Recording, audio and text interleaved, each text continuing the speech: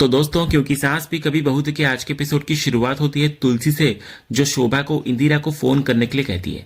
तो शोभा तुरंत फोन लगाकर तुलसी को देती है। इधर फोन पर इंदिरा तुलसी को कहती है कि वे सब तैयार हैं और बस थोड़ी देर में वहां पहुंच रहे हैं।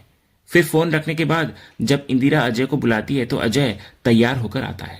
तो उसकी माँ अपने बेटे को देखकर कहती है कि वो कितना हैंडसम लग रहा है, लेकिन अजय का मुरझाया हुआ चेहरा देखकर इंदिरा समझ जाती है कि वो अभी भी जाने को तैयार नहीं है। तभी अजय कहता है कि वो सिर्फ उसकी कसम की वजह से तैयार हुआ है, लेकिन उसका शादी में जाने का मन नहीं है। तो इंदिरा उसको समझाने की कोशिश करती है कि उन्हें वहां जाना ही पड़ेगा। तो अजय कहता है कि फिर वो अकेली चली जाए, क्योंकि वो परी को उस तरह नहीं देख पाएगा। इस पर इंदिरा उसको भावनात्मक रूप से समझाती है। वो कहती है कि अब तो तुलसी बहन का भी फोन आ गया था, जिन्होंने उन्हें अपना परिवार समझकर हक से बुलाया है, तो वो उन्हें कैसे मना कर दें। वो अजय को याद दिलाती है कि इतने सालों बाद दोनों परिवारों के बीच के रिश्ते सुधरे हैं और सारी गलतफहमियां दूर हुई है। वो कहती है कि उन्हें ये नहीं भूलना चाहिए कि परी ने अपनी जान पर खेलकर उनके बेटे सनी की जान बचाई है। तो ऐसे में अगर वे लोग नहीं जाएंगे तो उन्हें कैसा लगेगा। वो ये भी कहती है कि एक तो परी के पिता शादी में नहीं है, और अगर अजय भी नहीं जाएगा तो परी को और भी बुरा लग जाएगा। तो इस पर अजय पलट कर पूछता है कि क्या उसने ये सोचा है कि उसे कैसा लगेगा। तो इंदिरा कहती है कि वो सब समझ रही है, लेकिन फिर भी वो कह रही है कि उन्हें जाना ही पड़ेगा। तभी अजय का बेटा सनी तैयार होकर आता है और अजय को पूछता है कि वो कैसा लग रहा है। तो अजय उसको कहता है कि वो बहुत अच्छा लग रहा है। इसके बाद सनी उत्साहित होकर कहता है कि परी आंटी की शादी में वो खूब डांस करेगा। फिर वो मासूमियत से पूछता है अपने पिता से कि आप भी खुश हो ना। तो ये देखकर इंदिरा अजय से कहती है कि क्या अब वो अपने बेटे की खुशी के लिए भी नहीं चलेगा। तो अजय कुछ कह नहीं पाता और इधर सनी उसके गले लग जाता है। उधर अगले सीन में रियांश अपने कमरे में कुछ गहरी सोच में डूबा हुआ होता है और टीवी भी चल रहा होता है। उसके दिमाग में करण की कही हुई बातें गूंज रही होती है कि उसके पिता अब इस दुनिया में नहीं है और करण ही उसका पापा है। उसे फिर करण की वो चेतावनी भी याद आती है कि वो अंश की मौत के बारे में जानने की कोशिश नहीं करेगा। तभी नियति कमरे में आती है और पूछती है कि क्या वो कोई फिल्म देख रहा है। जब वो पूछती है कि कौन सी फिल्म है, तो रियांश कहता है कि शायद कोई एक्शन फिल्म है। इसके बाद नियति रियांश को गहरी सोच में डूबा हुआ देखकर पूछती है कि वो क्या सोच रहा है, उसका ध्यान फिल्म में है भी या नहीं। तभी रियांश नियति से एक अजीब सवाल पूछता है। वो पूछता है कि उन्होंने उसका नाम रियो क्यों रखा। वो कहता है कि ये नाम कुछ ज्यादा ही लंबा है, कोई छोटा नाम भी तो हो सकता था।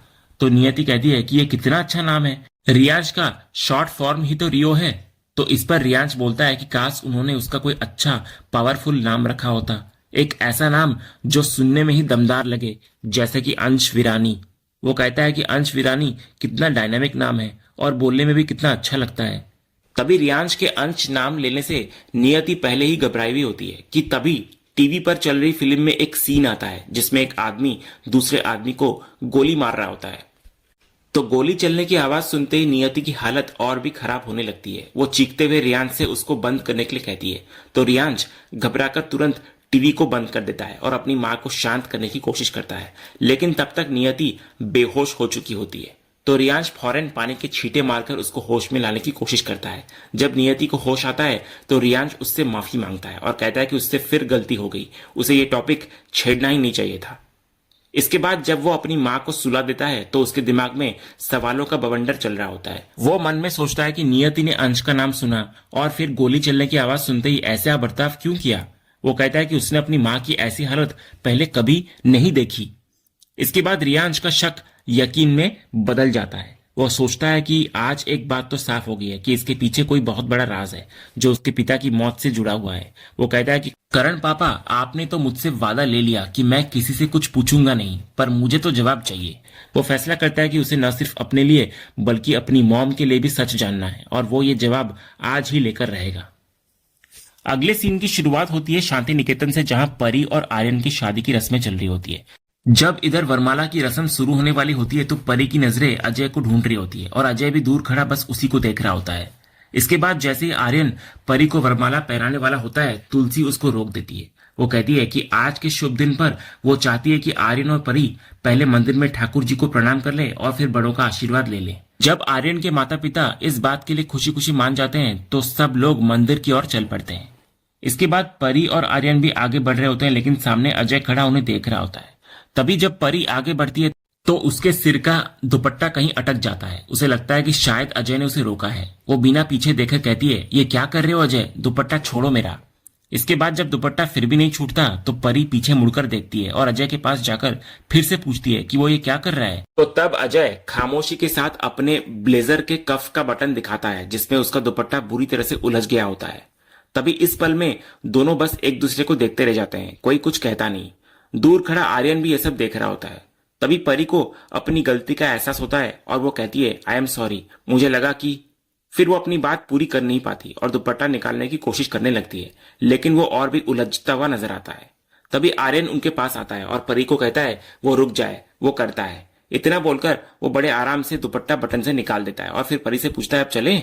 इसके बाद जब आर्यन और परी मंदिर की ओर जा रहे होते हैं तो अजय उन दोनों से कहता है कि उनकी जोड़ी बहुत अच्छी है। वो कहता है कि वे एक दूसरे को पूरा करते हैं, एक उलझ गई तो दूसरे ने सुलझा दिया।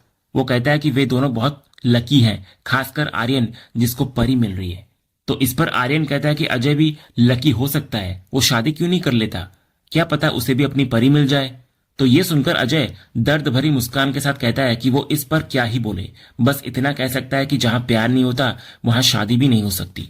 तो आर्यन भी अजय की इस बात से इंप्रेस होता हुआ नजर आता है और परी से पूछता है कि अजय ने सही कहा ना। तो परी भी हाँ में जवाब देती हुई नजर आती है और दोनों मंदिर की ओर चले जाते हैं। इधर अजय परी को जाते हुए देखकर मन ही मन सोचता है कि परी खुद भी तो एक बिना प्यार की शादी में बंधने जा रही है, पता नहीं वो ये बात समझ क्यों नहीं रही।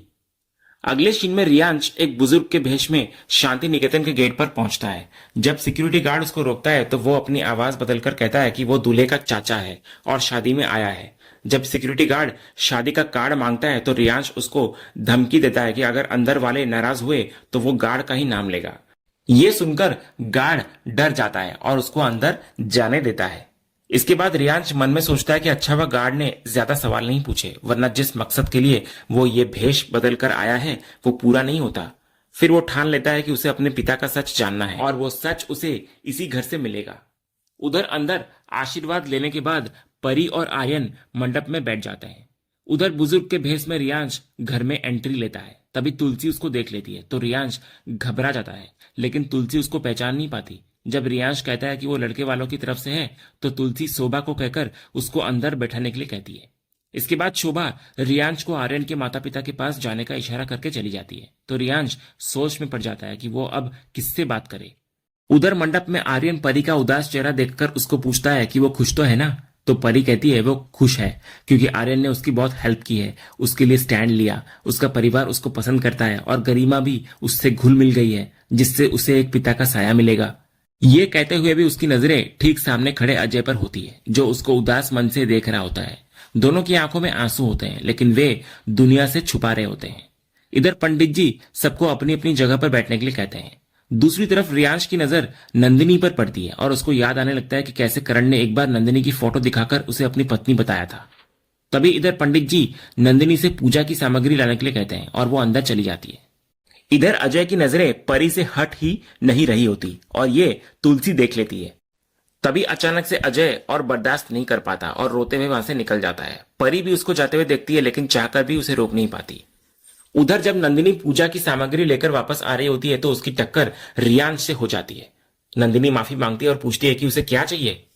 तो रियांश कहता है कि उसे किसी के बारे में जानना है। इसके बाद जब नंदिनी पूछती है कि किसके बारे में तो रियांश कहता है अंश वीरानी के बारे में। वो कहता है कि मैं सिर्फ इतना जानना चाहता हूं कि उनको हुआ क्या था और उनकी मौत कैसे हुई थी। तो अंश का नाम सुनते ही नंदिनी घबराने लगती है और पूछती है कि वो कौन है और ऐसे सवाल क्यों कर रहा है। तो इस पर रियांश अपनी नकली दाढ़ी मूंछ निकाल देता है और कहता है कि मैं रियांश हूं, अंश वीरानी का बेटा। फिर जैसे ही रियांश अपनी पहचान बताता है नंदिनी डर के मारे पीछे हटने लग जाती है। तो रियांश भी उसके करीब जाकर उसको शांत करने की कोशिश करता है और कहता है कि वो डरे नहीं। लेकिन नंदिनी के लिए रियांश का चेहरा रियांश के पिता अंश का चेहरा बन जाता है। उसकी आंखों के सामने अंश की बदसलूकी और उसका वहसीपन घूमने लगता है। उधर मंडप में पंडित जी शादी की विधि शुरू करने वाले होते हैं लेकिन आर्यन उन्हें रोककर कहता है कि क्या वे 10 मिनट के लिए रुक सकते हैं। तभी करण आर्यन से पूछता है कि वो कहाँ जा रहा है, उसे रस्म खत्म होने के बाद जाना चाहिए। तो इस पर आर्यन बहाना बनाते हुए कहता है कि करण समझ नहीं रहे, उसे जाना ही पड़ेगा क्योंकि नेचर कॉल आया है।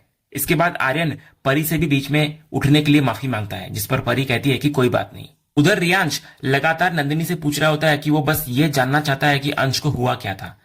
तो नंदिनी रियांश के चेहरे में अंश को देखकर इतनी डर जाती है कि वो हेल्प के लिए चिल्लाने लगती है। ये देखकर रियांश घबराने लगता है और उसका मुंह हाथ से बंद कर देता है ताकि कोई सुन न ले।